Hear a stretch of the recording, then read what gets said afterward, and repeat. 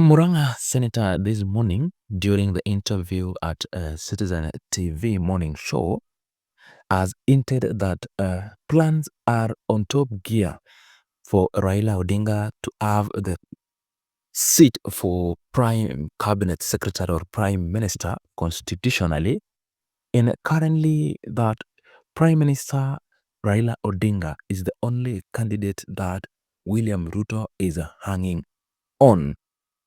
The senator further went and said that if indeed the headline by the Standard Media Group Gazette this morning says that Raila will be the co-president to William Ruto, meaning Raila will have some more position in government, suggesting that there is a coming reshuffle in government that is underway for principal secretaries first, where Azimio or the ODM party and members of ally to Raila Odinga will get the bigger cake of the government.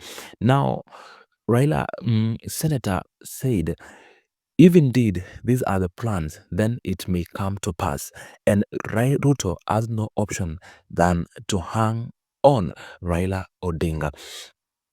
Senator Nyutu further went and said, President Ruto has no option but to hang on Raila Odinga and to bank on Raila Odinga for him to secure the 2027 general election. Further, the senator said, that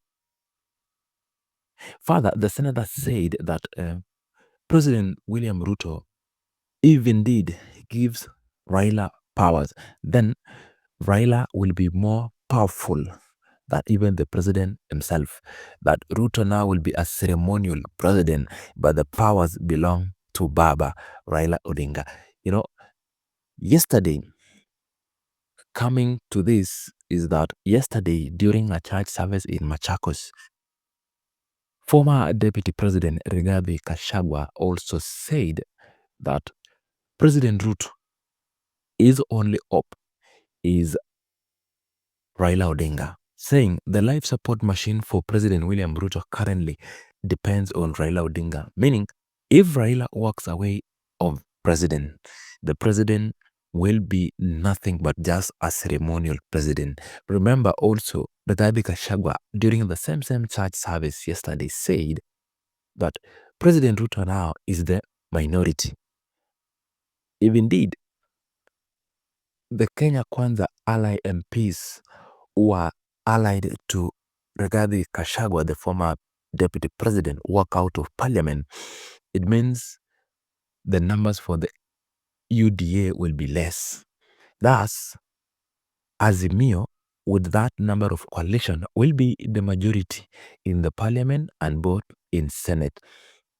Thus, it conquers the president's popularity in parliament, both in the lower house and the upper house. Here is what Senator Joy Nyote said on Citizen TV, and a clip of what former Deputy President Rigathi Gachagua said yesterday when he was attending a church service in Machakos. I had commented on. Some I have all the reason to believe what the Standard has on its headline, that Raila is just about to be made co-president. And I even dare to say that should these arrangements come to pass, Raila will not just be a co-president, but he'll be more powerful than President Ruto in that particular arrangement. And why do I say that? I say that some because as we speak, as things stand now, President Ruto has no other plan other than hanging on Raila Amolo Odinga. And so whatever Raila asks, he will get it from William Ruto. And if allow me again, my friend, Honorable Jane Kagiri, has, of course, explained why we need to, to co-opt Raila Amolo Odinga into government, and whatever arrangement may be under the NADCOL, recommendations. And of course, our argument is true that we need to be inclusive in government, and that Raila controls or had, you know, a total vote that was almost half of the total vote cast in 2022. But what maybe Honorable Jane did not say is, if Raila is to be co-opted into government because he controls about half of the country, I mean, President Ruto, was able to gain about 7.2 million with a difference of 200,000.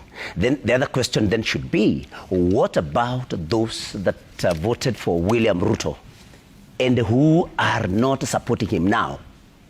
Because if you are saying you want to co-opt Raila into government because he has a following of over half of the country, then what do you do with those like Rigathi Gachagua, who also control a big chunk of the vote that President Ruto got?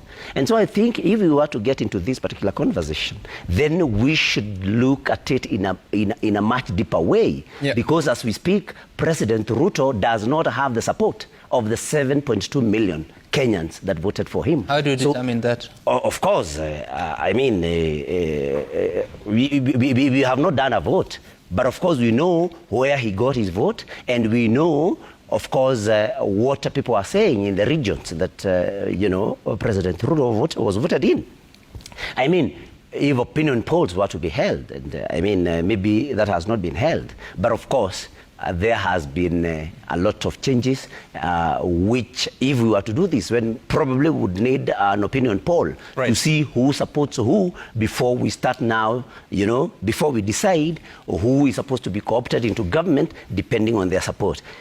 For the Catholic bishops,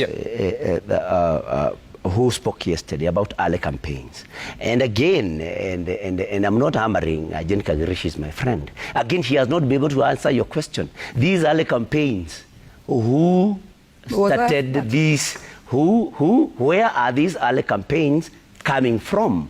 And what people may not want to say, especially people who support the government, is that these early campaigns have started with the president himself. And that is what you may not hear from however much you pester from those that support the president. And so I think the Catholic bishops are right, and I don't think they're doing politics. The other thing I would want to say is that the particular bishop that read that statement, had it been Archbishop Anthony Moheria, then everybody, especially on the side of the president, would start saying this tribalism is because... So we are happy when it is said by somebody who is not from the region. Huyu Raila Odinga akimwambia Ruto amuoshe miguu atamuosha, because amekwama. Ni kama mgonjwa akiwa katika ICU ako kwa life support machine. Life support machine ya William Ruto today ni Raila Odinga. Ikizimwa